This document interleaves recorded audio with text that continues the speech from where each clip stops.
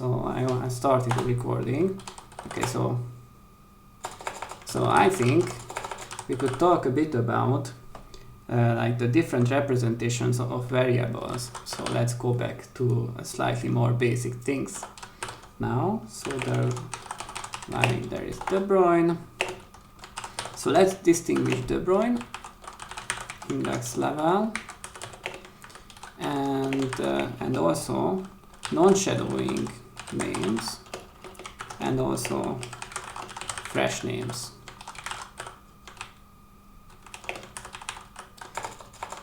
And then we should define like what these kind of conventions are and what are the advantages and disadvantages.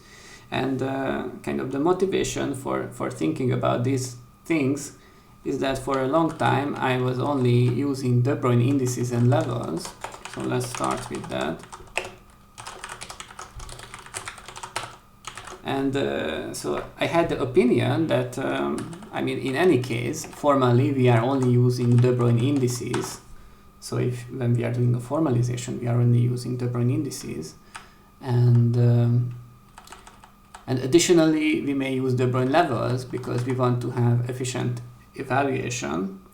But what would be any reason to use fresh name generation or even non-shadowing name generation, because this is pretty much the most efficient for evaluation and it is also the closest to the formalism, so why would anyone want to use different names?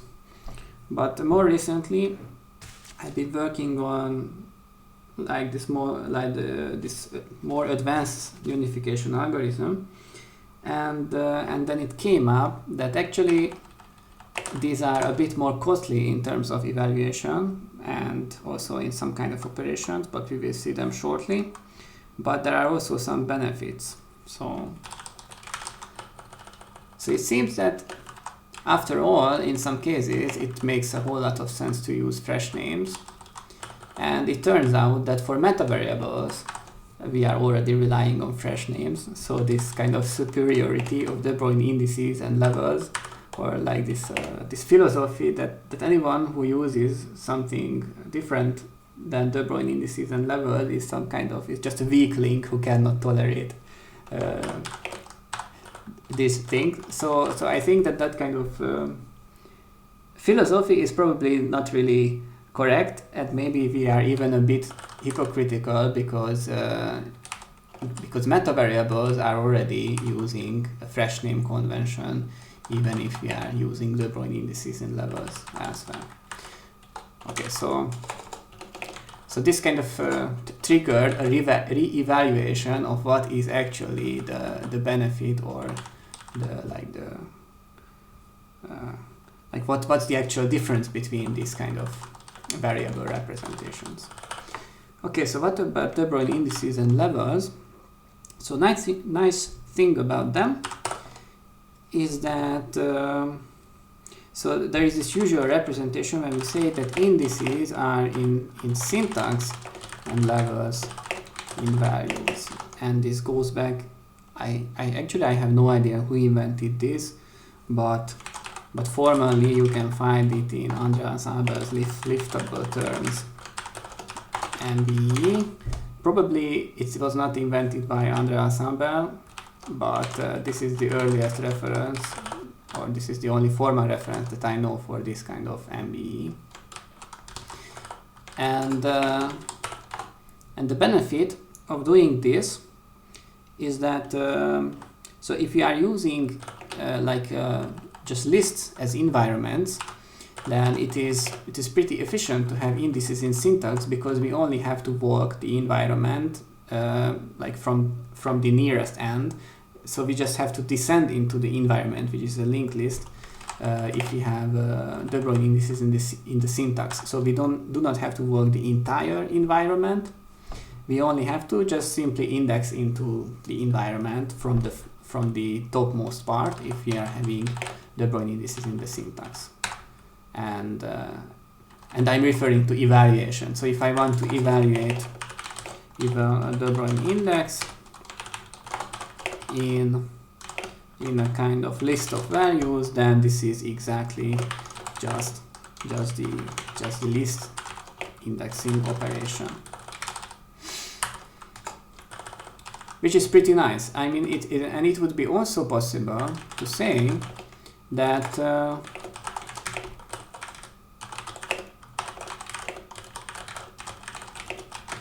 it's also possible to say that we are having levels, so we are having De Bruijn levels in the syntax as well. But then when we want to evaluate a De Bruijn level, so we want to evaluate a syntactic De Bruijn level, then we have to either store the length of the environment, so we have to store or pass around the end length, or we have to just recompute the length of the environment every time.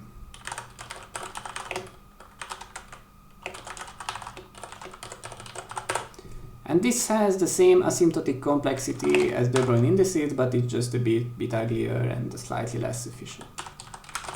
So I think this is the usual reason that why we have De Bruijn indices in syntax. I mean, it's not dramatically worse, but it's a bit uglier if you have De Bruijn levels or in syntax as well. So we have indices in syntax, and then we have levels in values. But this is more important, and here we cannot switch from levels to indices. So values must really have levels, and the reason is that this way weakening of values is for free. Like for example, if I have if I have a variable which is syntactic, like I have a gamma x a delta x a. So here x, if x is a syntactic variable, then if I want to evaluate it, then I get something like a vvar of x prime. But here, if x prime is a De Bruijn level, then it means that this vvar x prime is completely fine, even if I'm extending the environment with an arbitrary additional bindings.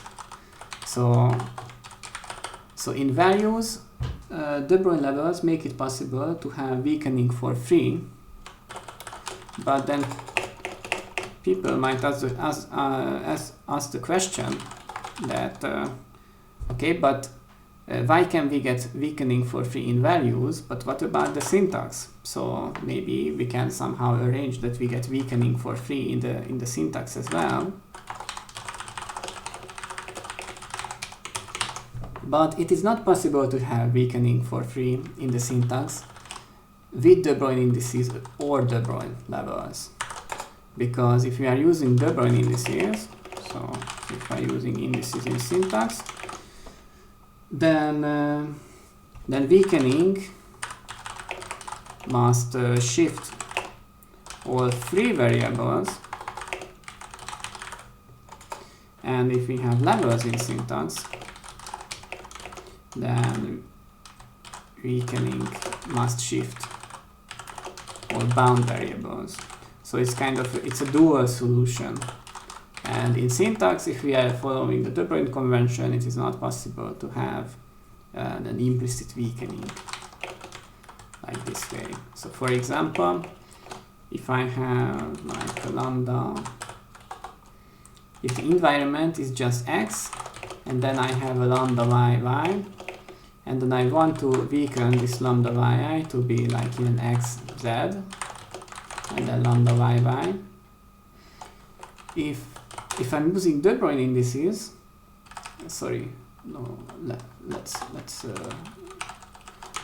have a pair of a bound variable and a free variable, because it's a bit more illustrative. So I have this kind of term, and then I want to weaken it into this context extended with z. And if I'm using De Bruijn indices, then what's happening here? Okay, let's write it down with De Bruijn indices and levels as well. So with indices, what I have is that I have this context called x, and then I have a lambda, and then inside the lambda I have 1, 0. And then I want to weaken this to x, z. And under the lambda, the free variable is the x. So now I have to shift the x to lambda 2, 0. And if I'm using the Bruijn levels, then I have an x, and under the x I have 0, 1. But now I have to shift the bound variable. So I have 0, but now this becomes 2. So it's kind of dual in the syntax. But why is it not? So why is there a symmetry breaking in values? So it's an interesting question. So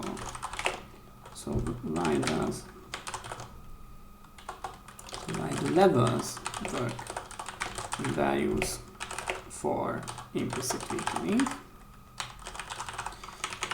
And the reason is that in values we have closures. So actually values do not have any bound variables.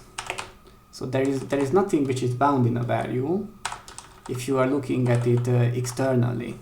So if you are using the higher order representation of values, then it's even a bit more apparent, because if in every binder I have a meta-theoretic function, this meta-theoretic function does not depend on anything in the context. So like a meta-theoretic function like this is just completely a closed thing.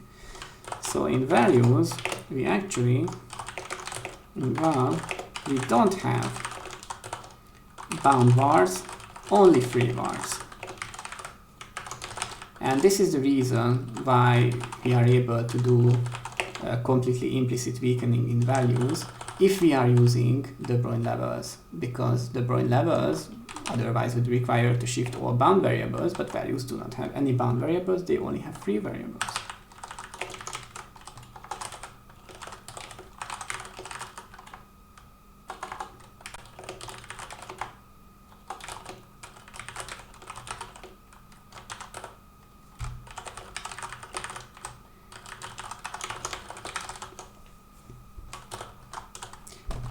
And this is kind of it's an important ingredient in this in the normalization by evaluation algorithm.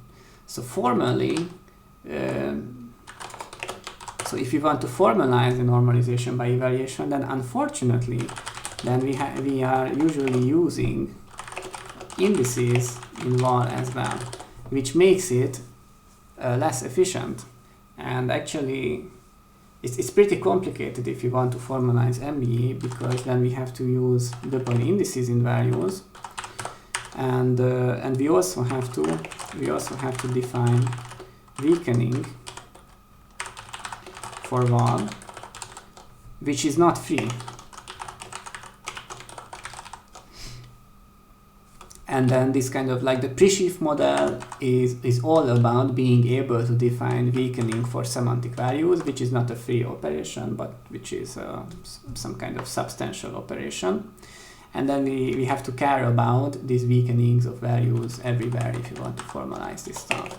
So usually formally we use indices in val as well, but it's kind of slower and it's quite complicated. But the reason that we are formally using indices is that levels are even worse formally.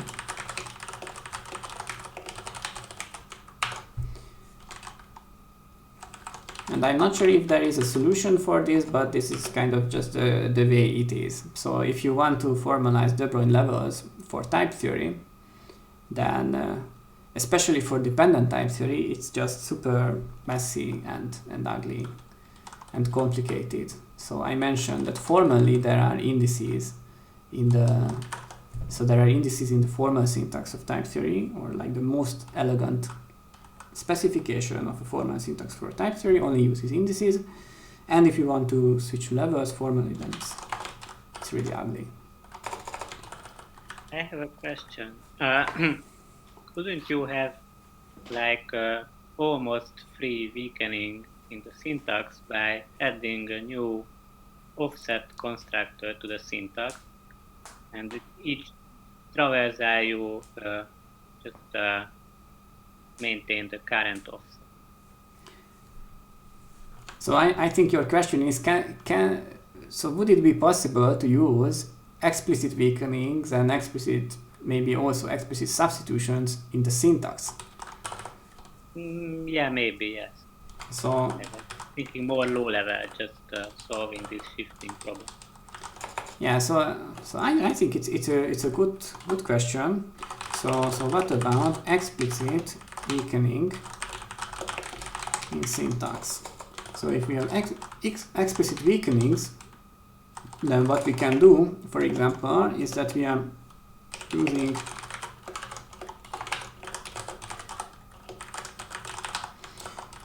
for example the Bruijn indices with explicit weakenings, then this works. So then we simply say that this becomes just a lambda 1 0, and then I can just write, inspired by the categories with families formalism, I can just say that P is the weakening substitution, and then this is an explicit substitution, and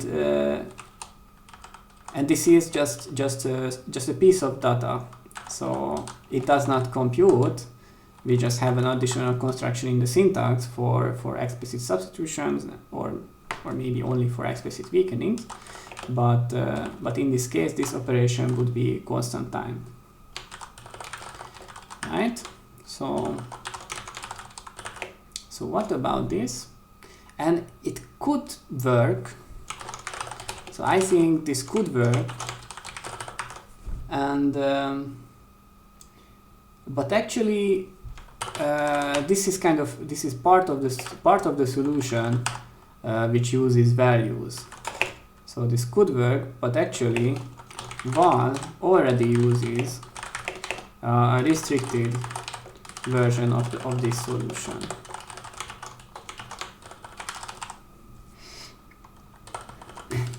So yeah, so maybe another question is that would it be useful to have free weakening or fast weakening in the syntax? So I think it's only useful if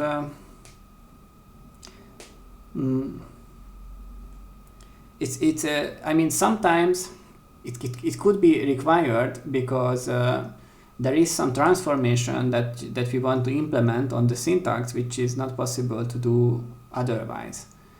So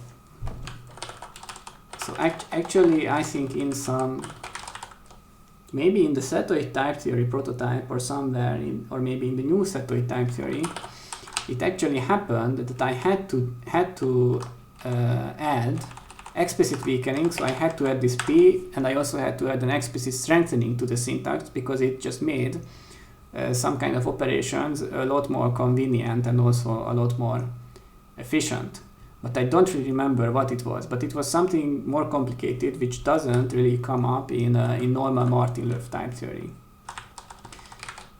So yeah, so maybe if you need this operation, or you need the ability to be able to just take, for example, different pieces of syntax from different contexts, and you just want to be able to build like a new piece of syntax very efficiently, which lives in a different context, then it is very convenient that you have this P, because then you can just say that, okay, I have some T term in the X context, then I have some U term in this bigger context, and I want to be able to just build maybe a pair of them, but then because this is in a larger context, I have to move T into a bigger context. which would be a pair of A and B. And sometimes so it's possible that there is a situation when we want to be able to do this in an efficient way, and then it's very useful to have an explicit weakening. But if you are only doing like this usual vanilla type theory, and we just want to have like elaboration with the usual normalization by evaluation, then I don't think that we ever need to do something like this. And for that purpose, we already have values, but values kind of work in a similar way, because so val is kind of a normal form with explicit substitutions.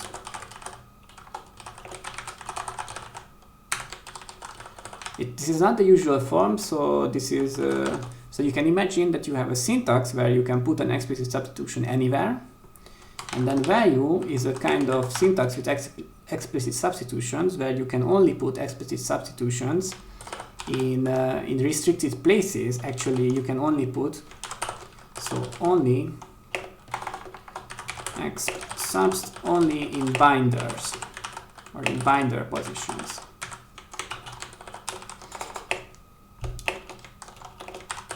Like for example, in values, if we have like a syntactic lambda expression, when we evaluate the syntactic lambda expression in some environment, then what it gets evaluated to is an explicit substitution, because it's just the t term, and then the t term is applied to kind of this env, but the t should be also, so there is an env, but here there is kind of an x to x. So you can view that the closure is kind of, it's an explicit substitution when we want to basically we want to map every free variable of t to some value, and the environment already tells us what to map all the variables, or the environment is already providing a mapping for every variable which is not this x, but t additionally also depends on this x. So that's why we just have an explicit substitution, such that we are not doing anything interesting with this x, but we are just remembering this environment. And then when we want to apply a closure like this to something else, like a u, then this can be further computed to just the t, or the eval env x u t. And actually this eval can be also just so this evaluation procedure can be also understood as simply just an explicit substitution of this in this environment.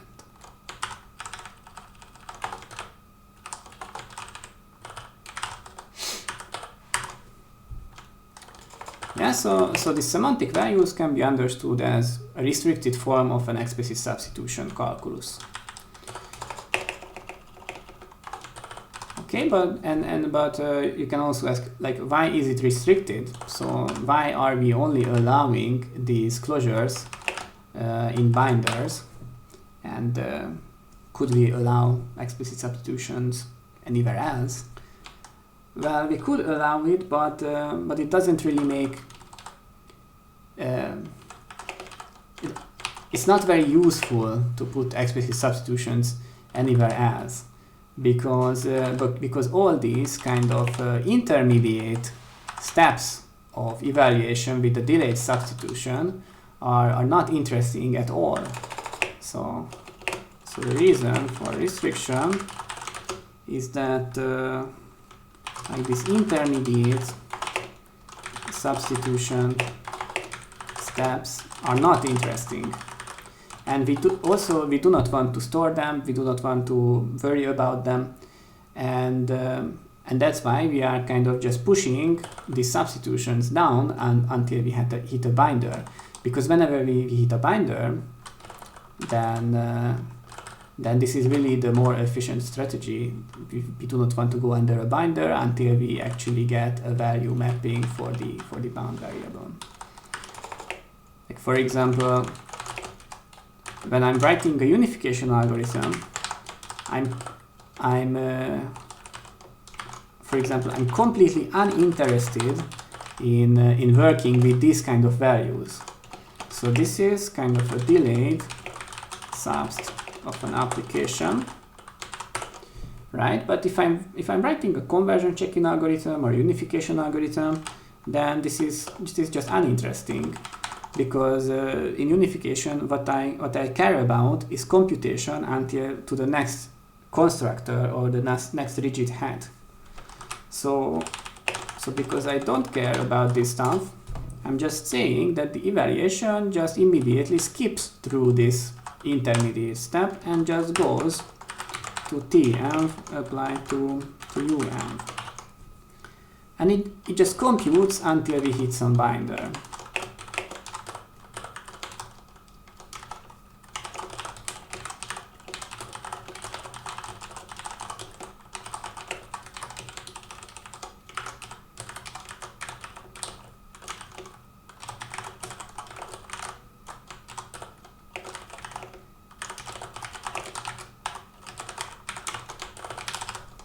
Okay.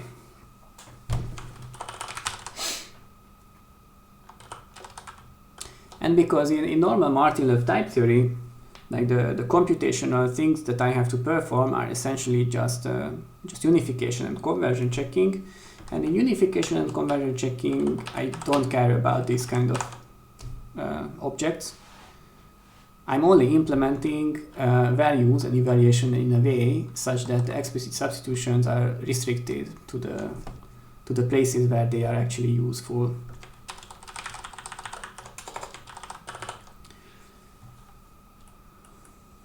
Okay, so this was the Bruijn indices and levels, and there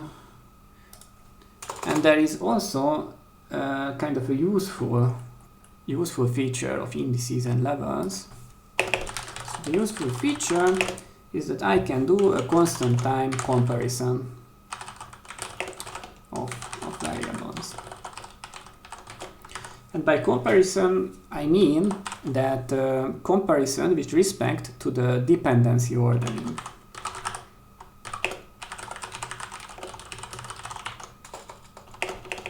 So if I'm using indices or levels, I can have any kind of context, and I can decide whether some variable is in the scope of some other variable.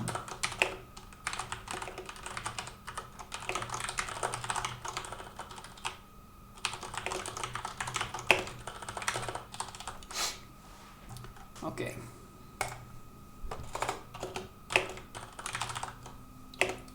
Okay, but what? So what's an example for some kind of computational problem which does not work with the Bruijn indices and levels very nicely? So one example is insertion and permutation. So insertion is permutation is not efficient. I mean, insertion and permutation in a context is not efficient with indices and levels. And you can see why this happens, because if I have like a typing context, so if I have some gamma data, so a typing context which consists of one prefix and one suffix, and then I want to do some insertion like a gamma xa delta, then if I'm using the Bruijn indices, then I have to shift all the free variables in delta if I'm doing this insertion, right? Because now delta has to be, so this part of the context has to be weakened. And if I'm using the Bruijn levels, then again some part of this context has to be has to be weakened.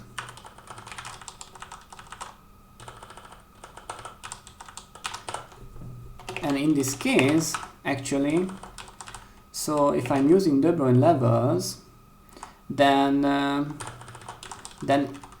even if I'm using values in delta, then I still have to perform some weakening operation. So even if I'm using values, insertion is still does not come for free, because I can have something like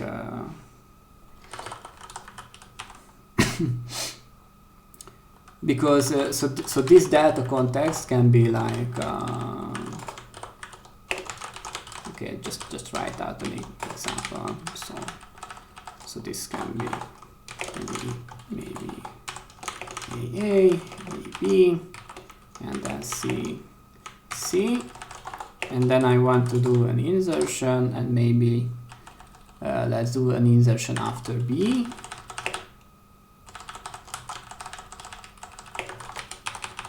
And then I have X, X, X.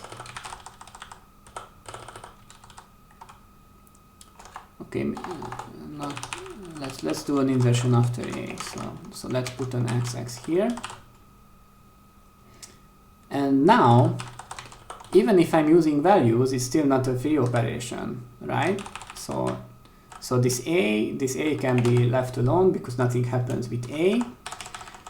And this B, so actually this B can be also left alone. Because B is just weakened, so B was in this AA context, but now we want to weaken it into this XX context, so B can be also just implicitly weakened. But we have some problem with C, right? Because C was in this context, but now we have a new entry between A and B, so I would have to shift B inside C, right? Because De Bruijn levels are already counting from the start of the context. So if in this C type B was some number before, it was actually the De Bruijn level 1, but now because I'm still counting from the start of the context, now if I'm looking inside C, then the B variable should be the De Bruijn level 2. So the conclusion is that this doesn't work with var. So this operation does not work with values or any kind of explicit substitutions. Okay, with explicit substitutions it could work, because with explicit substitution, so if I'm allowing arbitrary explicit substitutions, then I can just build the explicit substitutions which does a specific insertion operation on the context. So this doesn't work with var, but it could work with pretty like very general explicit weakenings. So some kind of explicit weakenings which allows to do an insertion into the context at any point, or even multiple insertions. Okay. What is an example of a situation where you would need to do this? Is it when you start using a meta variable, or? So 2 weeks ago I gave an example for this, and then it was the kind of the eta expansion of local variables during a pattern unification. So then the example that I gave was that I'm working in some gamma context, and in gamma I have some x with, for example, this type. So this is the local scope, and I want to solve a unification problem, and the unification is that alpha is applied to the first projection of x, and then I want to unify it with the right hand side. And then here, so one way to solve it is to transform the local scope. So we just want to do some kind of currying on the local scope. So the local scope becomes gamma x1a x2b, and then delta, and then in this new local scope, so maybe I can just abbreviate this thing here. So in the new local scope, so there is a substitution between the new and the old local scope, and if I'm applying the substitution to the unification problem as well, then I get this kind of unification problem.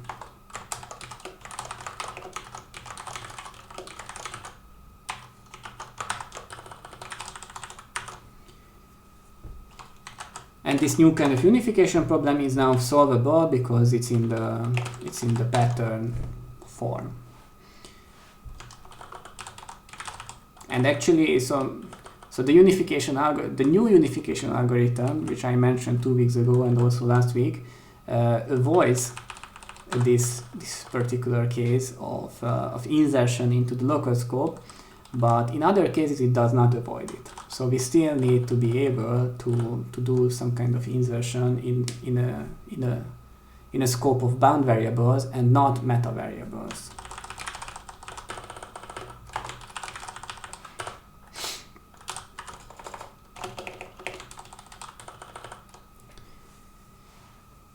Yeah, so this doesn't work if we are only using indices and levels and values in an efficient way. And that's why I mentioned that in my new algorithm, the way that I'm doing this is that I'm just introducing a fresh variable as an additional thing to the core syntax and also to values. So also in my new unification algorithm, I say that for the purpose of doing this eta expansion in the local scope, I'm just biting the bullet and I'm saying that I am locally using fresh variables, but only when solving this unification problem, and I don't want to use fresh variables anywhere else. So arg local usage of fresh vars. And I'm trying to set this up in a way such that these fresh variables are hidden in the implementation of this spine inversion algorithm. So the fresh variables are only local to this particular problem, and they are not infecting anything else in the implementation. So I have a potentially staggeringly stupid question. So when you are resolving a reference to a variable that is represented by, let's say, a de Bruijn index, right? Basically what you're doing is you go through the list, which is your environment, and you just count as many, you throw away the first n entries in the environment to find the one that you are pointing at, right? Right. But you could generalize this by saying that when you throw away one, you basically like you subtract one, or like the size or the length of what you throw away is 1. So what I'm getting at here is that if you allow for smaller sized things in the environment, so if you basically use like rational numbers as indices, and so then you could split your pair. If you remove a variable and you add new ones, you could think of that as splitting it into things which only take up half of the step size of the previous variable, and then you don't need to change any reference which is not reference to these two new things. Of course, you have to insert somehow reference to the new things. You can't avoid that, but anything that is referencing to something before or after would not change, because they would be, because the total size of the two new entries would be the same as the single size of the original one. Is that something that could work? Yeah, that's something that could work, and but I guess that you would have to store the variables in the environment as well, because right. So because after we are doing an insertion into the environment, then we still have to be able to find the the right entry.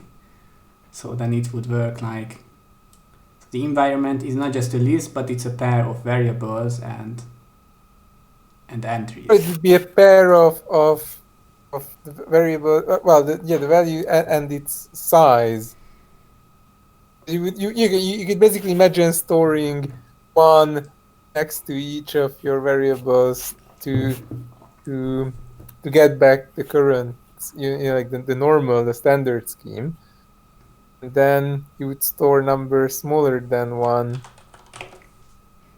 Okay, I think we can go to the non-shadowing name convention because I mean, I don't want to derail the lesson. no, I'm just because thinking out loud.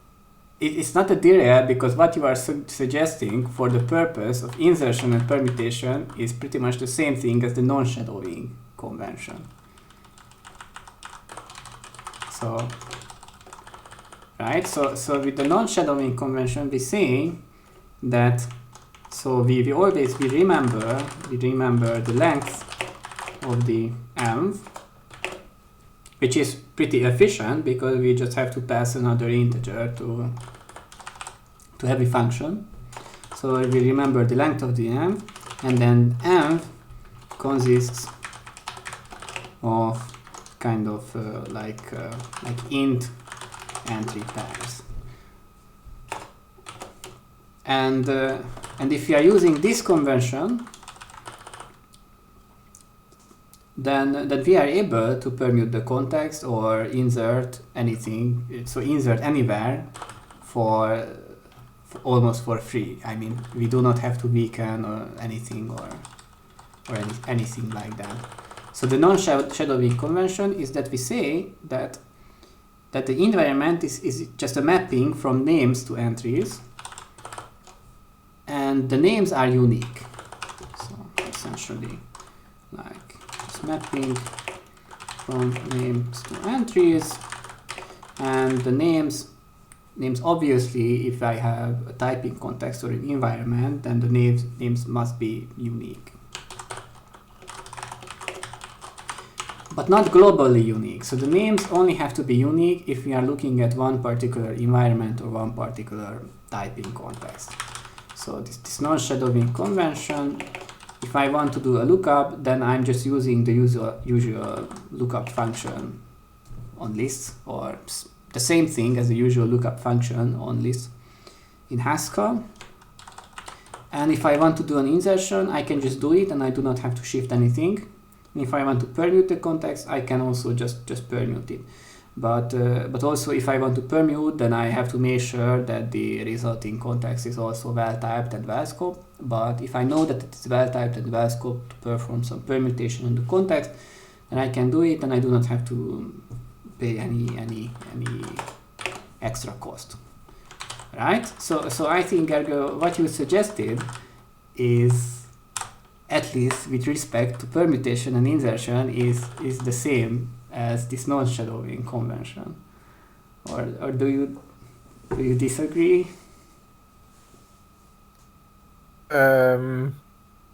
Probably. I mean, probably is the same. So is the same when we are considering the cost of insertion and permutation, but perhaps not the same if we want to also consider the cost of comparison of variables, right?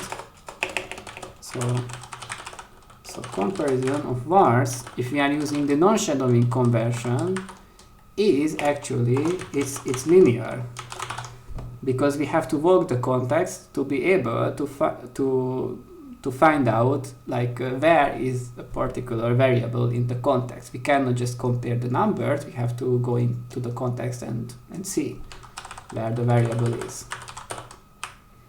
or this kind of scope comparison.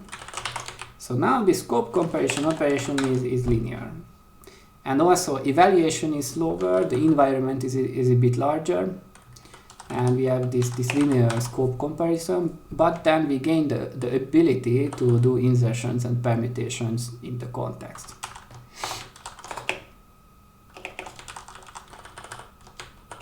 Maybe another option is to use a tree instead of a list for environment, and then you can probably insert better than linear and scope compare better than linear, but probably you cannot permute.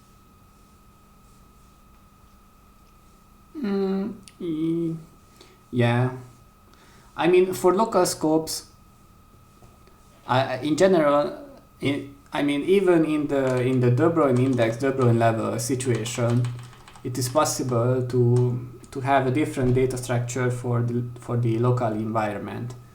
So instead of linked lists, we can also have random access lists.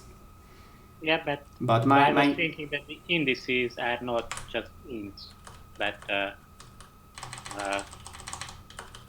list of ints.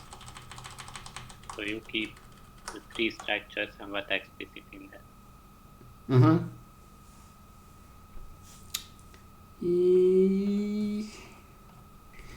Yeah, maybe. Where you had this example when you had to replace with the currying a node with an entry by 2 entries. So there you would insert like a subtree maybe, and so the the index would be 2 ints, the second one being 0 or 1. So that's the idea. And there are probably many different design choices here. It's just a funny one.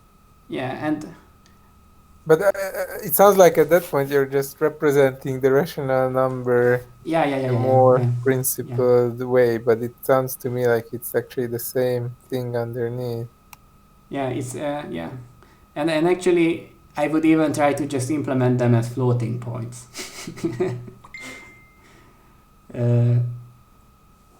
Like in this order maintenance structure. So I mentioned like a couple of weeks before that for the meta context, so when I implemented the order meta context, then what I did was to have essentially fresh variables, which are a bit even stronger than non-shadowing variables. But I also wanted to have constant times comparison, and also I wanted to have just a constant time operation for permuting things in the meta context. And then what I was using is that there was just an additional data structure, which was this order maintenance structure, and it should be also possible to have this representation for the scope, but an order maintenance structure as an extra structure, which is only for doing scope comparison and for constant time insertion and permutation of things or insertion and flipping things in the context. So because then this order maintenance structure is only the representation of the ordering of things in the context, and the environment is only the representation of just all the stuff which is in the context. So this would also work, but I think it doesn't make a lot of sense to use an order maintenance structure only for the local scope, because the local scope is pretty small usually. And the reason that I only bothered with this order maintenance structure for the meta context is because the meta context can be very, very big. So I'm elaborating a module, I can easily get thousands or even more meta variables in the meta context. And then I do not want to have a linear time operation which works all of the thousands of meta variables in order to be able to just flip two entries in the context.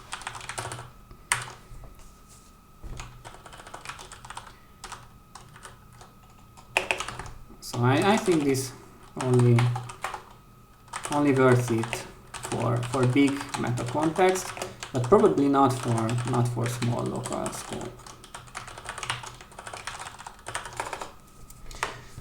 Okay, so this is the non-shadowing convention, but we can have an even stronger thing, which is the fresh variable convention. And this is pretty interesting because for a long time I thought that the fresh variable convention has literally no benefit over the non-shadowing convention. So for a long time I was not aware of anything which is better with fresh variables opposed to with non-shadowing. So the difference with fresh variable convention is that every new binder is different from any other binder. So with non-shadowing convention, it is possible that, for example, I have some context. So I have maybe a lambda x dot x in gamma, but gamma also includes an x, right? So this is completely legal with the non-shadowing convention because this x is bound. And because it is bound, there is no shadowing involved anywhere. And then if I have values and I want to do a quoting and I want to descend under this binder, then I'm just getting a new non-shadowing name, but I do not have a guarantee that if I'm working with a term on the right hand side of the turnstile, that it does not contain any bound variables which are already in the context. So okay, I'm explaining it in a bit of a complicated way. So in the non-shadowing convention this is legal, but in the fresh variable convention it is not legal. So this is not legal. And for a long time I didn't know like what is even the benefit of using a fresh variable convention as opposed to a non-shadowing convention. And do you have any guess what is the benefit?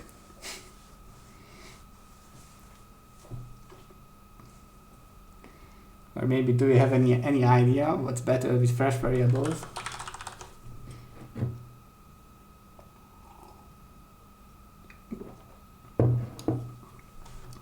Okay, so you don't have any idea, and it's not so simple because so I think the main benefit is actually it's forcing. So main benefit is I can do forcing, and what is forcing? So previously forcing. So previously we had this kind of forcing operation which was used for working under, like working lazily under a substitution of meta context.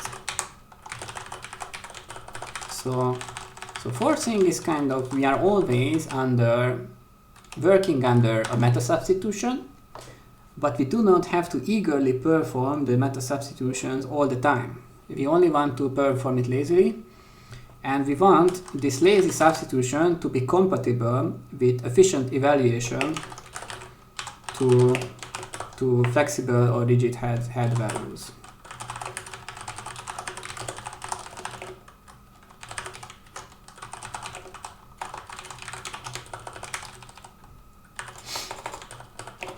And this forcing was possible because already, like from the very beginning, we used a fresh variable convention for the meta context.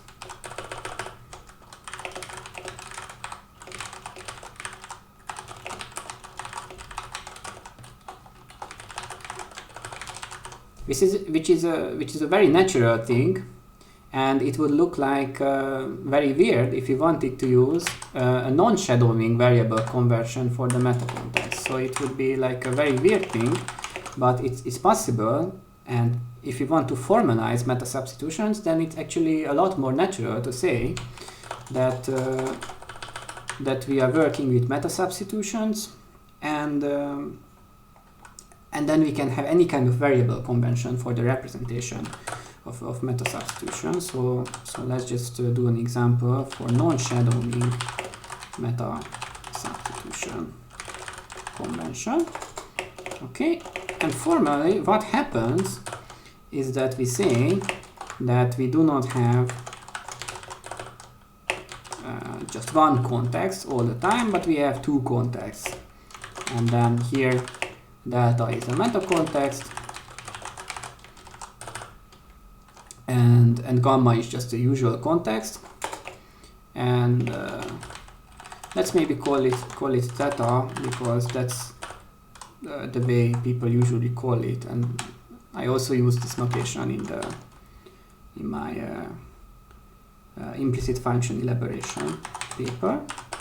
So this is a meta context, and I can have a meta substitution, like I can have a sigma, which goes from theta 0 to, so this is kind of a substitution from theta 0 to theta 1.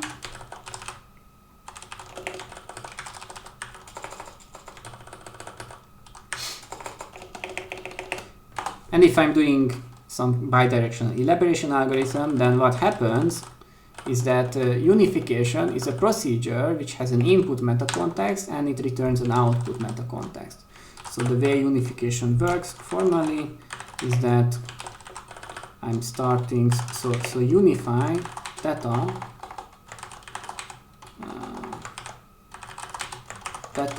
gamma tu a. So I have all of these different parameters. So I have the meta context as a parameter, the local scope, the left hand side, and the right hand side. Maybe I can also call it an array, let's just call it tu and a. And but what this returns is actually, it returns a theta prime together with the substitution from theta prime. I have to practice writing theta in the Emacs input mode, theta, such that I also know that in theta prime and gamma sigma t sigma is definitionally equal to u sigma in a sigma. Okay, so this is a formal specification of unification in my elaboration algorithm. So I have all of these kind of inputs, and then the output is a new meta context and a meta substitution which connects the new meta context to the old meta context, such that if I'm applying the meta substitution to everything, then the left hand side becomes definitionally equal to the right hand side. Or you can view it as kind of equalizer. If you want to think in categorical terms, then the purpose of the unification is to return this, which is an equalizer of t and u.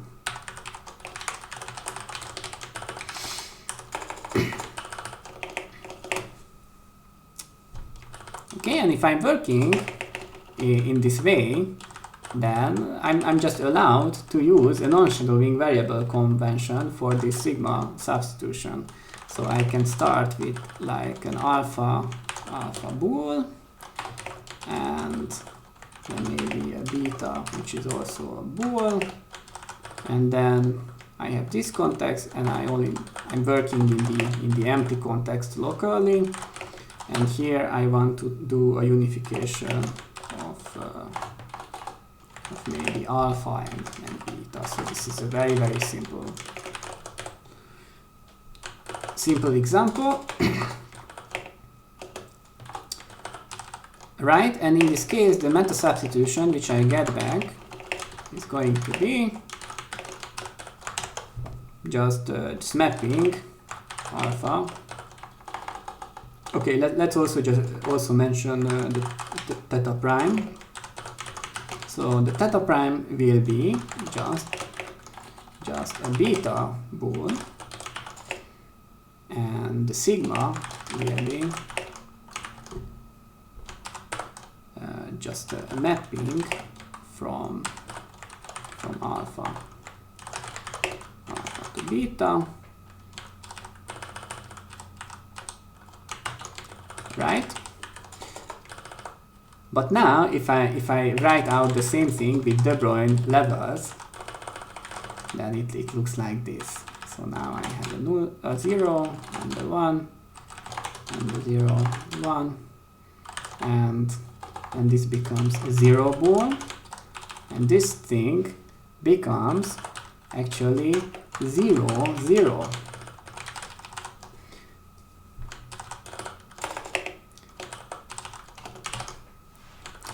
And De Bruijn levels, so De Bruijn levels are a specific case of non-shadowing convention where the variables are just simply always ordered. So the variables are not disturbed in any way. So using De Bruijn levels is a specific case of the non-shadowing convention. The non-shadowing convention can be understood as a generalization of using De Bruijn levels.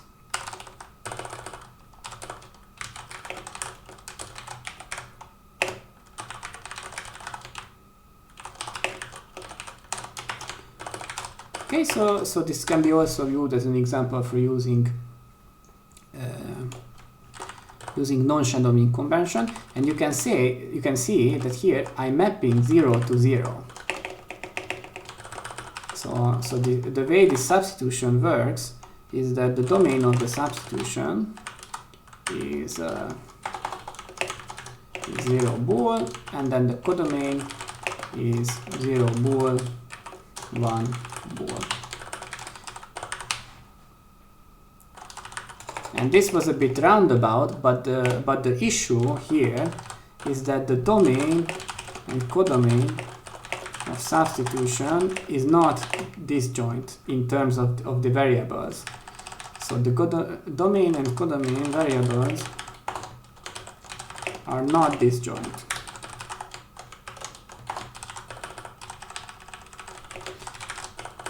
And if I want to implement this in a more realistic way, then I can say that, okay, I have a meta context, and then whenever I solve a meta variable, then I'm completely removing that entry from the meta context. So here you can see that the meta context has size 2, but after I'm solving it, the meta context has size 1. And this means that I'm throwing out an entry altogether from the meta context, and I'm doing a substitution which also has to shift all the things to the smaller context. And this is a very stupid way of doing this implementation, but it's entirely possible. And if I'm doing this, then the problem is that the domain and codomain variables are not disjoint, and this is exactly the thing which prevents this forcing kind of substitution.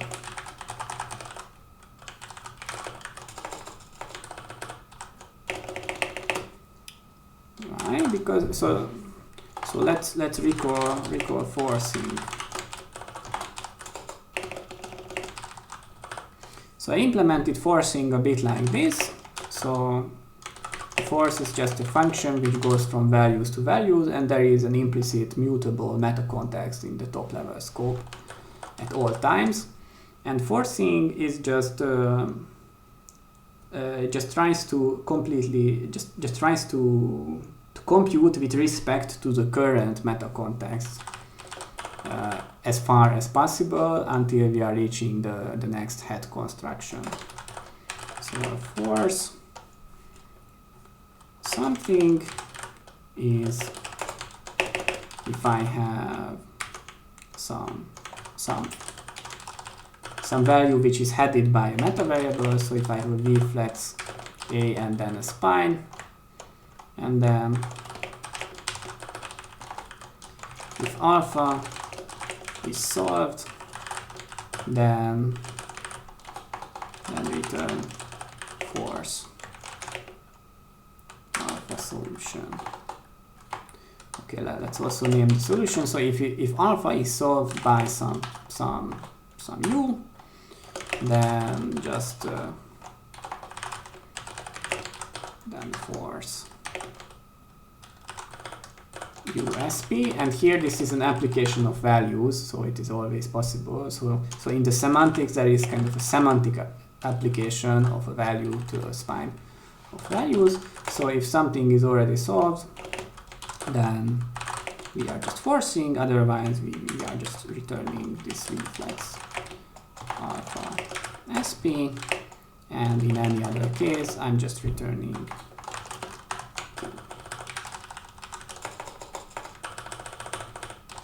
okay. So this forcing operation is lazily computing to add form with respect to some meta substitution.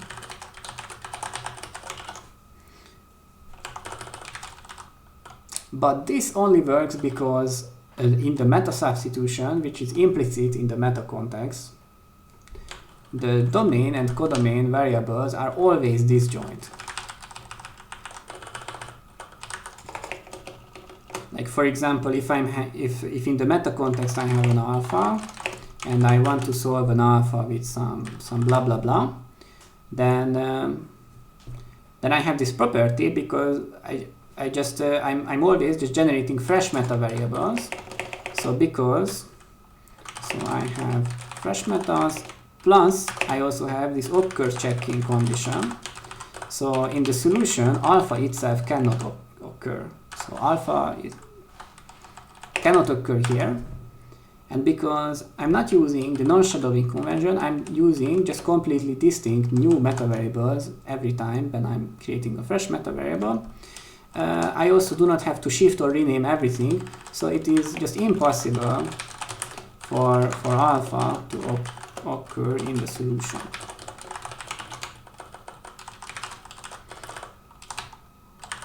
And this is exactly the same thing to say that meta subst has disjoint domain and codomain. And because I have this disjointness, I can always just compute to this flexible value, and then if I have something which is already solved, then I just unfold it. If it's not solved, or if it's something else, then I just return it. Okay, but what happens if this disjointness? So we don't have disjointness. So if we don't have disjointness, then the problem is that after I'm unfolding this thing, I get something which still has the same variable name possibly occurring in the new thing, and then I have no easy way of distinguishing what comes from the domain context and what comes from the codomain context. So the problem is that there is no easy way of distinguishing vars coming from domain, codomain, because we only want to unfold the things which come from the codomain context. So in this case, the codomain context is kind of the old meta context. So the old meta context still contains a bunch of meta variables which are, in the meanwhile, those meta variables are solved. So we only want to unfold the things which are in the codomain, but the things in the domain are. So it would be just incorrect to try to unfold them. It would be just completely nonsense. So if we go back to this situation, you can see that 0 is solved to be 0. And you can see that it would be pretty bad if I want to force them, then reflex 0 or maybe empty spine, and then forcing the reflex 0 empty spine. If we have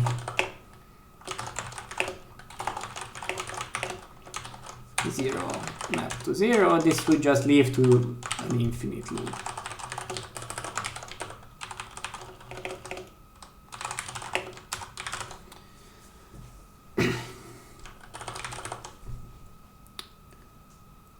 Okay, so this is pretty interesting, and I realized this recently, that the reason that we want fresh variables is this disjointness of substitution domains and codomains, and then this makes it possible to have this forcing kind of solution. And I mean, it is possible to implement elaboration algorithm even without using this forcing, forcing solution. So, but then it's just it's not very convenient. It's not convenient, and it's probably not even very efficient. So I think this is like one of the biggest issues if you are trying to look at like older tutorials of type checking. I'm not sure which one exactly, what kind of tutorials?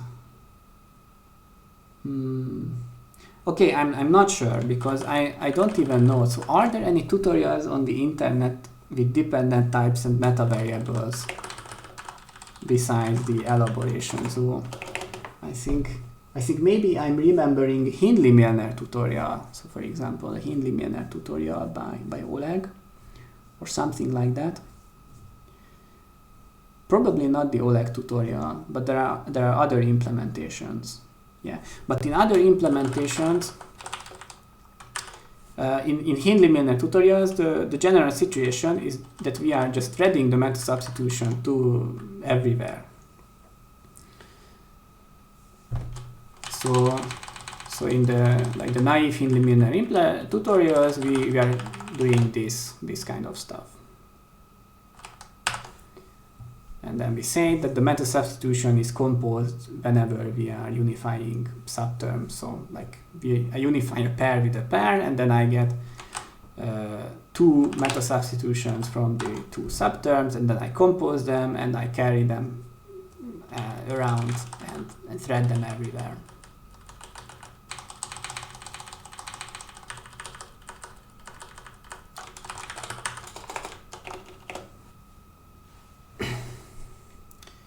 Okay, so yeah, so this forcing is nice, and if you think about it, the only reason that this is actually correct and legal, this implementation, is because we have this disjointness of variables, and probably we could also look at it a bit more formally. So I haven't yet formalized this, but this seems to be. Yeah, there should be some nice formal explanation for why this works.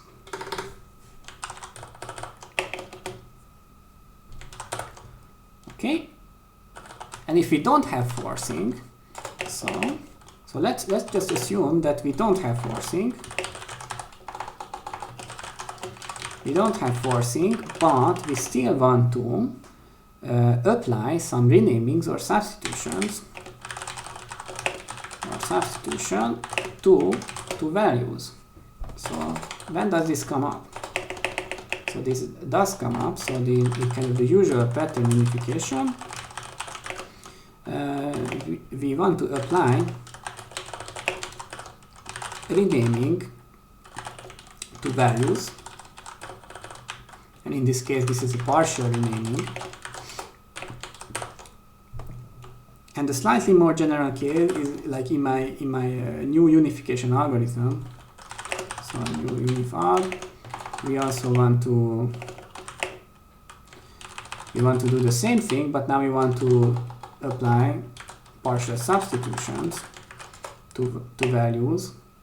And if we also want to add not just the pattern unification part of this new algorithm, but also the pruning part.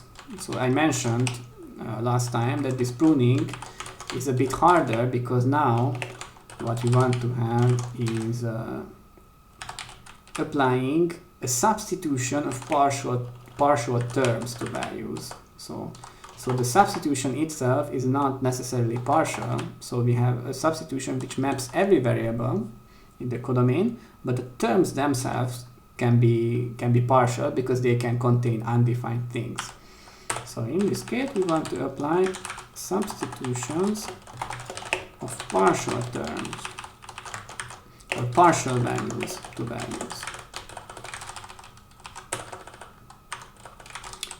Okay, and so what happens if we do not have a forcing operation, which could be used to perform all these kind of so if we have forcing, then it is possible to just reuse the same forcing algorithm to work under a delayed substitution of values, like the same way as with meta context. But in the elabzu implementations, already, if we are doing this, so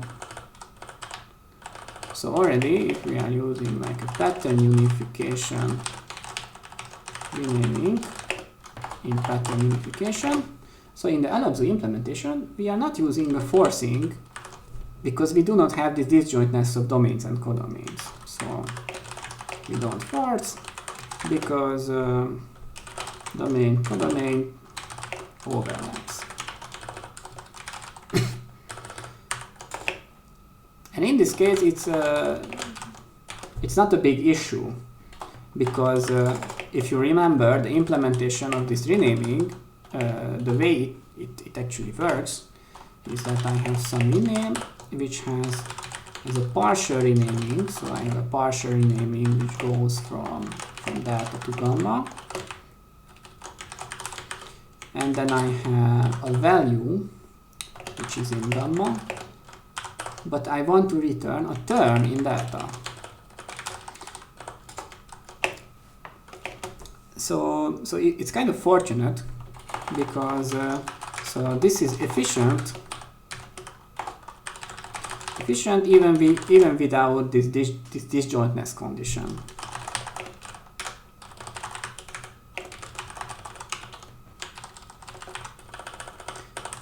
And the reason is that neutral normal things are stable under renaming. So if you have a neutral or normal whatever, then you just do a variable renaming on them. You do not have to perform any additional computation. So essentially what this renaming does is just quote into some normal form plus apply a renaming. And we already have the way to quote a value into some normal form. And if we have some glue devaluation with some control over unfolding, then this can be a normal form with respect to this glue devaluation. So we are avoiding some kind of unfoldings, but this is kind of orthogonal to the issue at hand. So we already have the way to have any value and then quote it into some normal form. And because renamings are or neutral and normal things are stable under renaming, I can just combine the quoting operation with the renaming operation and just get back a normal term which is already renamed. And this is as efficient as it can get. The only extra thing is that this renaming is partial, so we can get a scope error if we have some illegal variables.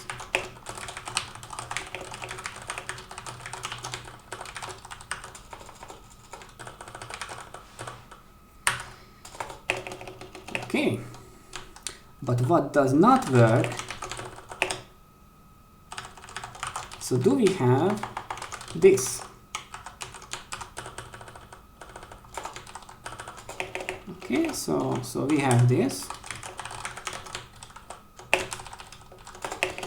but we do not have this.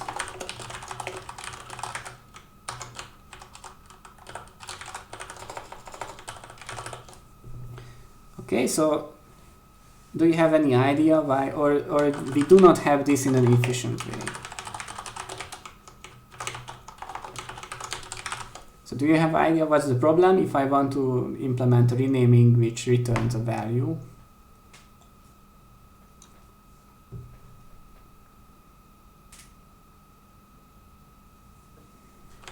Or even more generally, we do not have, in general, we don't have this operation in an efficient way.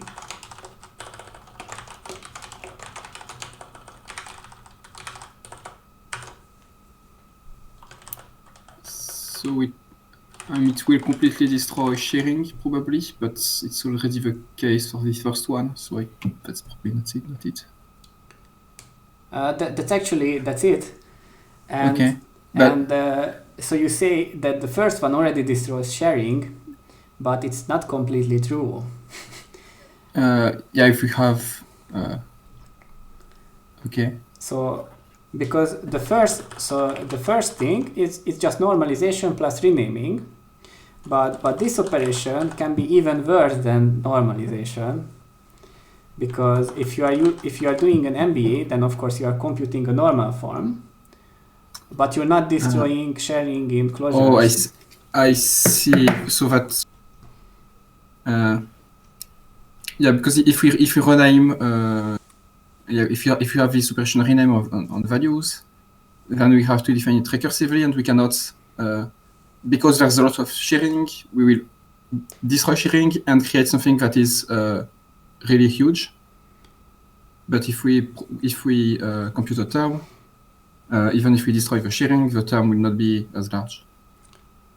Yeah. So something like this. Yeah. So if we have a value and then we quote it, then in the end we get the full normal term. And if we rename the term, we get something which is exactly the same size as the result of the term, like the normal term.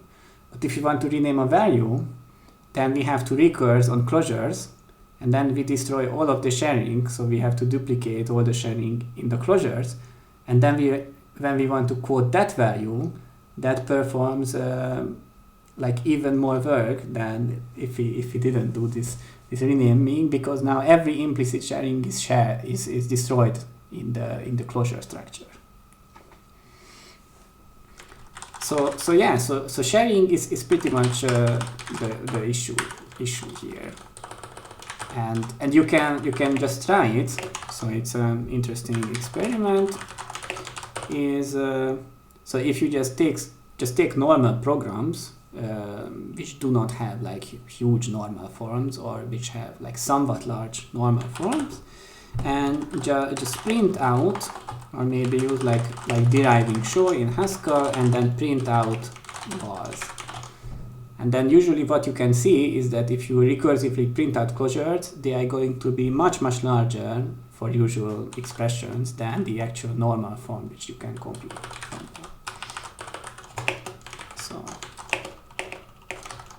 So you get a larger output than just printing normal forms. And if you are using GLUT evaluation, then quoting is not necessarily very expensive, right? So with GLUT eval, quote is not even that expensive usually. But even with GLUT evaluation, if I want to rename a value, I have to recurse into a closure, and then even with GLUT evaluation, that's going to destroy the implicit sharing. And if you look at like the cubical TT implementation, then I think this is the biggest, like the largest performance issue with the cubical TT implementation. So the problem there is that they do not have an environment machine evaluation for substituting the cubical intervals. So interval substitution recurses into closures, and then it destroys all sharing.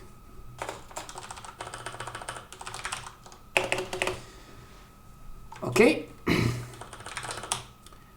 Okay, but so if you only have a renaming, so if you only have a substitution, so if you only have a renaming which goes from values to terms, then that's not very flexible. So forcing is very flexible, right? You can see that forcing returns a value from a value, and without destroying any sharing. And generally, the thing which is convenient for any kind of computation is the value and not the term. So if it is possible to do forcing, then we can just work lazily under any renaming or any substitution, and just force everything, and then we still get a value, and the value can be still unified, it can be still scope checked, it can be still quoted, and whatever. So there is this fortunate thing in that the usual elaboration algorithm, we only have to do this renaming, which is a quoting combined with a renaming. And we do not have to do this.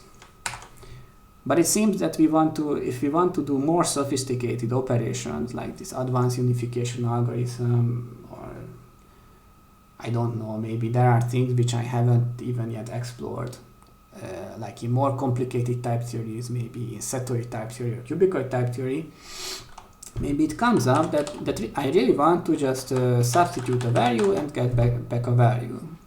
And if I have this disjointness, then I can do it efficiently. If I do not have the disjointness, then I cannot do it efficiently. So force is more flexible because it returns a bar, not a T.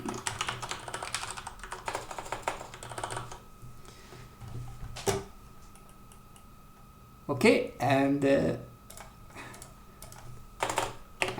how so what was the motivation for thinking about these issues? And actually it's my new pruning algorithm. So in my new pruning algorithm, what I want to do is want to apply a substitution of partial values to values.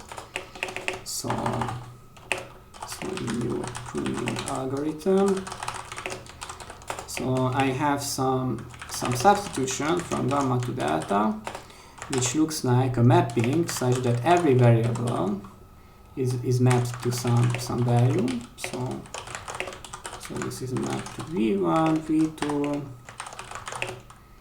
v3, and so on. So this is a total substitution of partial values. So every variable is mapped to something. So every variable in the codomain is mapped to something. But the values themselves can contain. So the vi can contain undefined values. For example, I can do a mapping of x to an undefined and maybe like xx.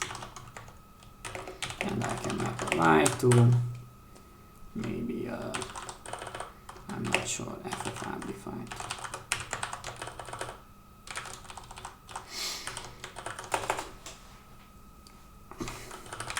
Okay, and then the reason that I want to have this kind of more general partial substitutions is that that in pruning I just want to define terms which represent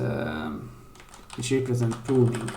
So it can be that, for example, I have a function which goes from A product B to C, and then I want to prune only one part of the product input. So I want to prune A from F, and then the F prime becomes an A arrow C. But if I want to represent this pruning, then I have to use partial terms in general, because I have to define some pruning functions. I mean, we can also view them as functions, so we can view them as terms. Like one pruning term can be viewed as, so in x a b, I want to just return a b, and that's just x.2, which is b. And then there is a partial inverse of this term. Sorry. So this is kind of this is a pruning substitution, which is in this case just a term, and then it has a partial inverse.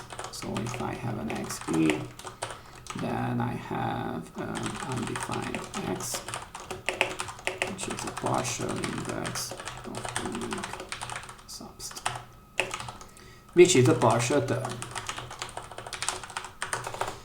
Okay, so if I want to have this advanced kind of pruning algorithm, then I have to use partial terms, not just partial substitutions. And then it seems to me that the most efficient and then the most convenient way to implement this operation. So this operation would be, I have a sub gamma delta, and then I have a val gamma, and then I want a val delta and return a val gamma. But this is kind of a sub partial vals.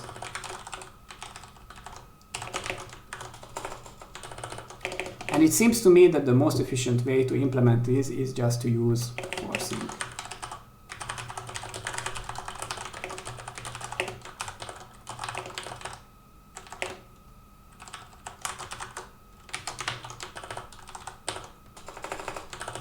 And otherwise we would have to do kind of ugly recomputations everywhere. Like for example, if I want to perform the substitution where there is that x is applied to SP, but I want to perform this substitution, and then I know that x is so x is a variable in delta, and x spine is a value in delta. And then I also have a sigma, which is this substitution of partial values from gamma to delta. And then I just want to compute this, but this should be a value in gamma. So I want to compute this. And what can I do? So I have a somewhat efficient operation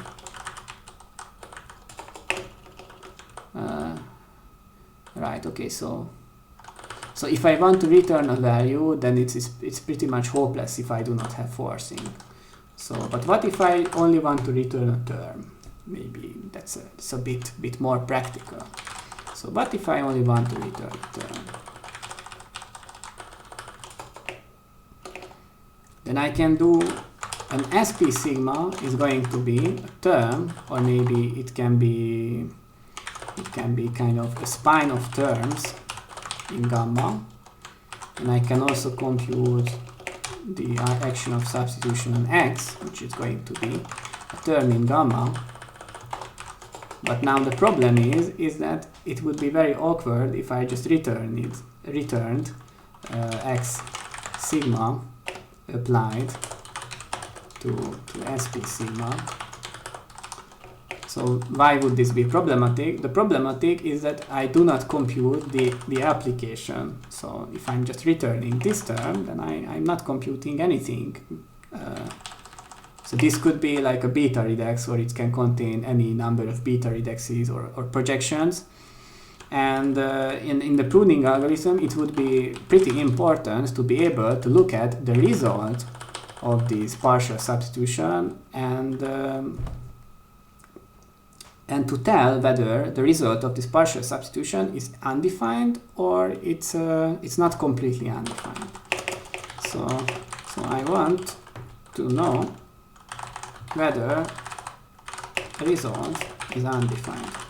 So that's why I still have to compute this application, but now I have two terms, and the only way that I can compute the application of two terms is that I just evaluate and quote everything all over.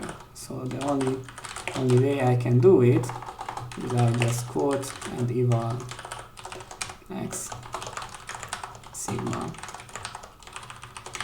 applied to SP sigma. And you can just view it as computing an NF with the possibility of undefined values of this term.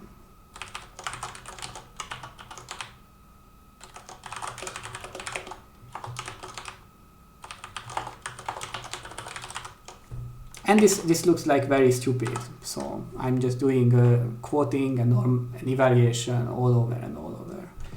And instead, the nice solution would be is just to have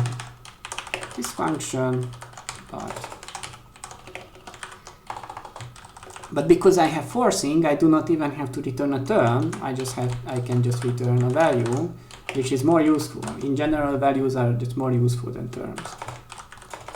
You can do more interesting things with values, and then this is just force with this.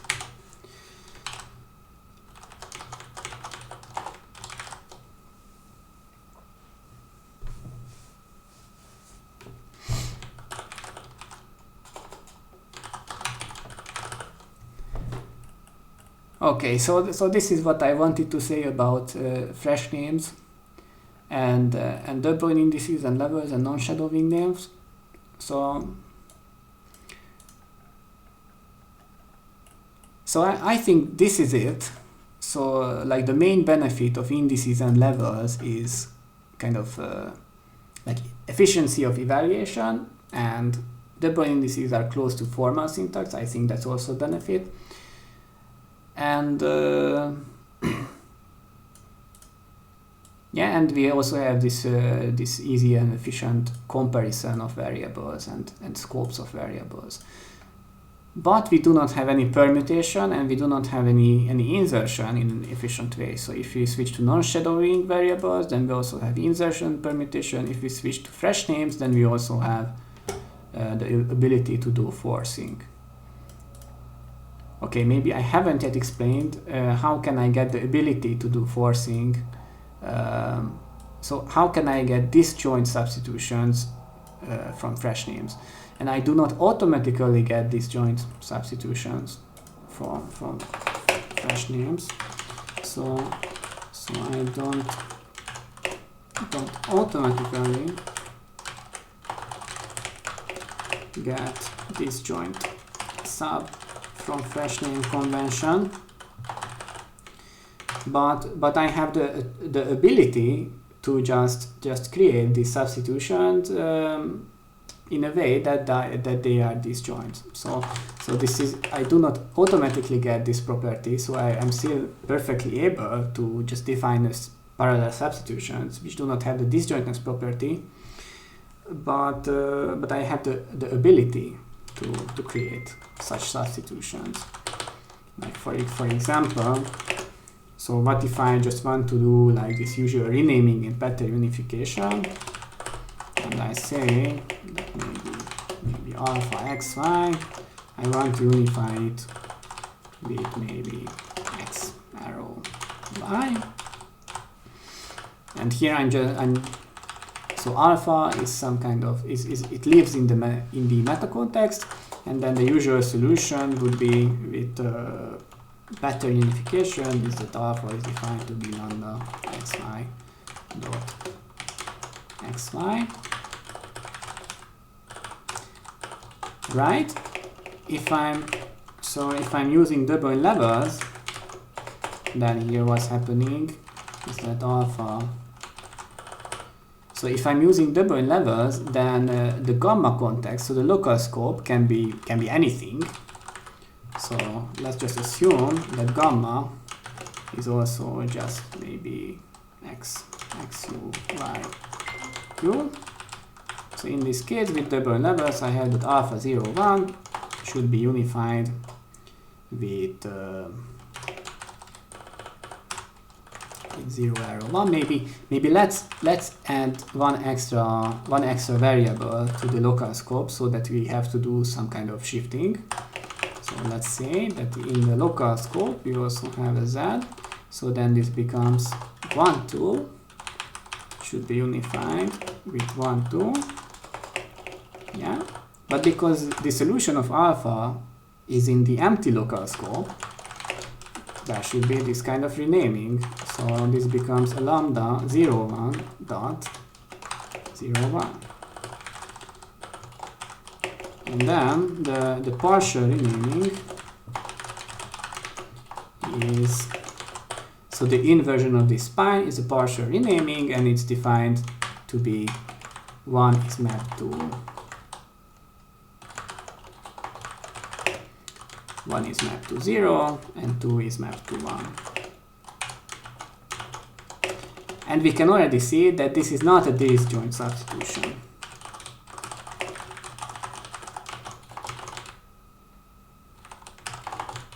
So this is not a disjoint substitution because there can be like overlap between all the variables in the in the target context. So the 0, 1 variables can overlap with these kind of variables. Oh. And here we can see that there is an overlap. But if I'm using fresh names and not just non-shadowing names, then I am always able to pick like completely distinct variables for the domain and the codomain of substitution, and I can just say that xy can be solved to be lambda x prime y prime dot x prime y prime.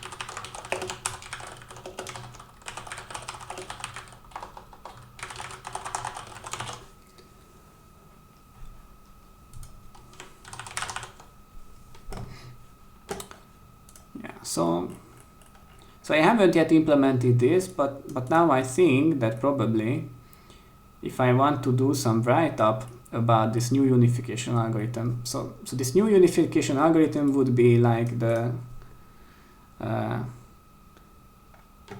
so this pruning would be like the topping on the cake. So it would be a bit ugly to leave out this pruning part, because then there is this very ugly kind of mismatch between the power of the pattern unification. Like the spine inversion would be very strong, but then the pruning would be just as strong as usual.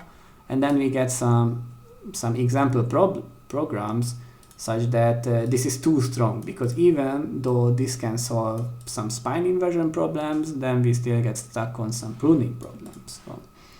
So it would be very nice to have both of these. But then it seems I really have to use this fresh variable convention if I want to implement pruning.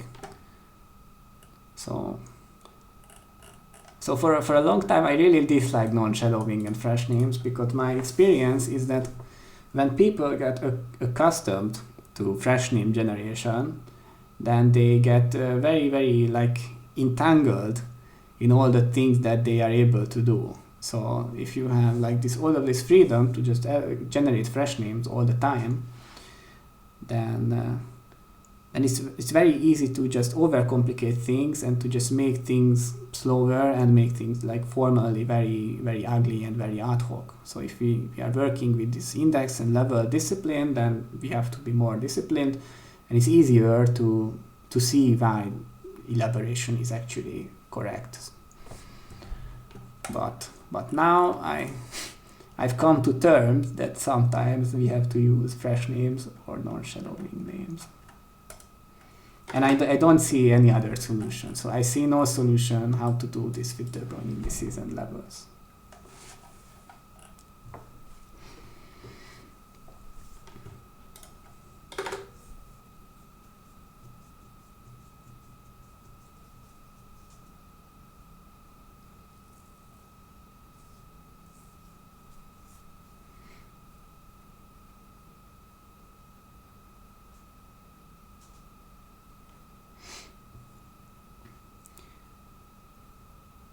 Okay, so this is the end of this topic, so there's a bit less than 10 minutes left, so should we do anything or just not do anything and just finish?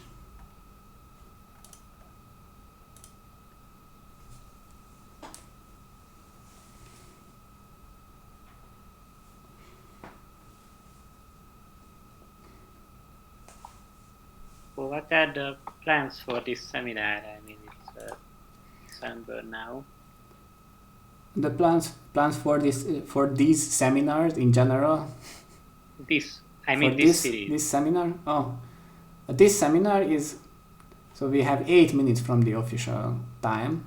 No, I mean the series. The series. Oh, okay. For the series, so I mean we already ran out of the elaboration zoo material. So last week I mentioned that this can be just a random seminar which just continues as long as there's interest. and other people can talk, and I always mentioning to other people if they want to talk about anything related to type theory and implementation. Okay, more related to implementation than type theory in general, then they can talk about it. But so far it seems that no one else has come forward with an intention to talk about topics. So now it's just kind of random. And this week it turned out that I still had some topics to talk about, and this is going to change next week, and we can also, so if I don't have any topic to talk about, then we will have to find some topic to talk about on the spot.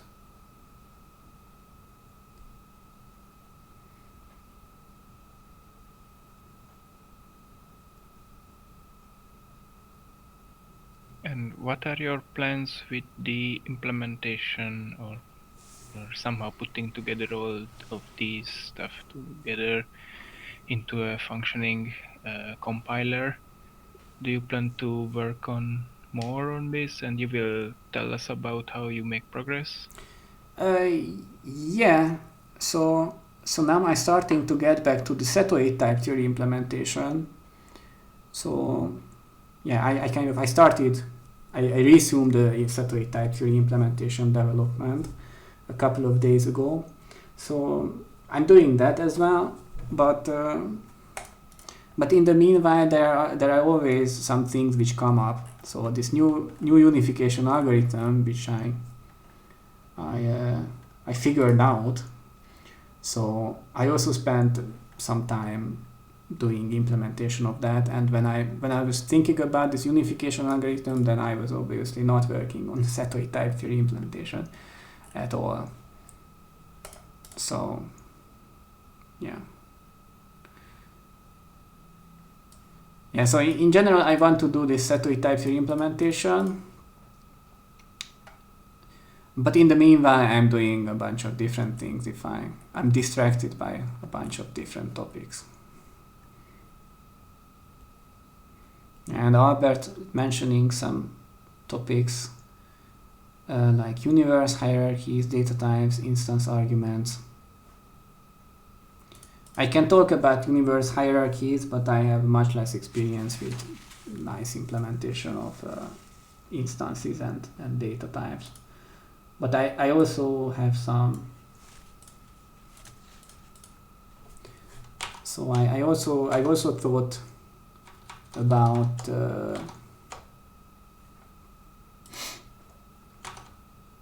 type classes and problems with type classes. So probably I would be also able to talk about type classes for maybe an entire seminar. So I mean I haven't yet implemented type classes and instances anywhere. So maybe I'm talking out of my I'm just pulling things out of my butt, but I thought about type classes, and there are lots of interesting problems. So what if we have type classes and dependent types? Then there are questions of like what is coherence, efficiency, sharing, preservation, and then generativity of type formers and whatever, and how can we combine like maybe type classes plus more general purpose code proof automation and tactics. So I know something about this topic and I've thought about them, but it's pretty hard to implement, so I never actually try to implement any of this stuff. But I think probably I can also talk about this. Just to understand, so in the previous weeks, when you told about all these details, they were some distilled knowledge that you accumulated over implementing such concepts multiple times and tried to come up with way of writing it and presenting it to be easily understandable and performant at the same time, right? Yeah, right. Uh, Up to the point when I talked first about unification with sigma types. Yeah. So before So- that, it's pretty much, I think it's the best way. So there are like just very minor ways of improving on the basic idea.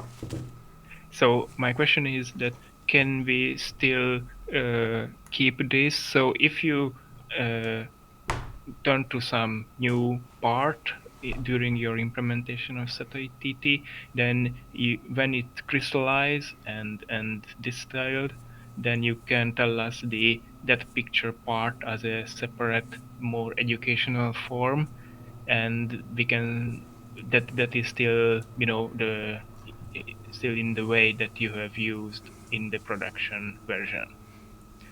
So can we keep this tradition, or there will be too large gap between how would you implement that feature and how it would be easily explained? And it's fine. I mean, it's possible that such thing happens, and it's probably fine. I mean, this new unification algorithm was also kind of a new thing, but it's not very likely that. So it takes a lot of time to really crystallize these kind of new developments. Yeah, exactly. So I'm not counting on to have a new content every week, so we can discuss all the other things, and perhaps once a month or something like that, you can come back with some new content about these new developments, right? Right.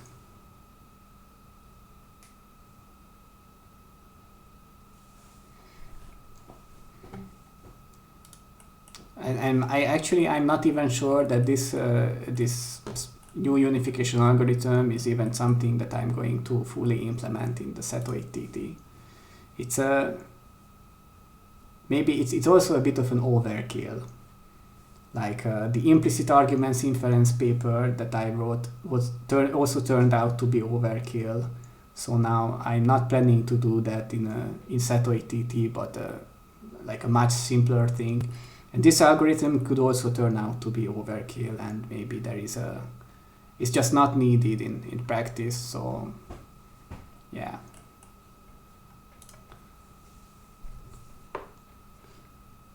But probably it's much easier to write papers about solutions which are too strong as opposed to solutions which are too weak. Yeah, absolutely. So in papers, the reviewers are, yeah, they are more biased against. Okay, maybe they are not biased, but like they are not appreciating the practicality of the solution as much as the strength of the solution.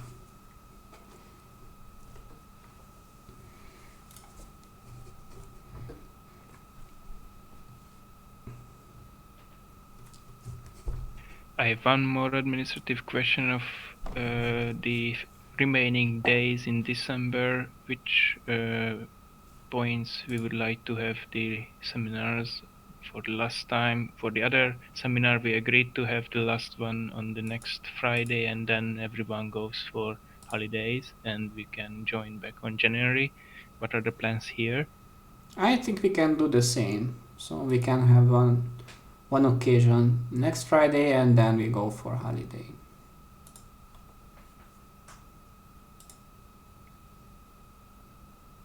And the next week maybe I could try to talk about type classes.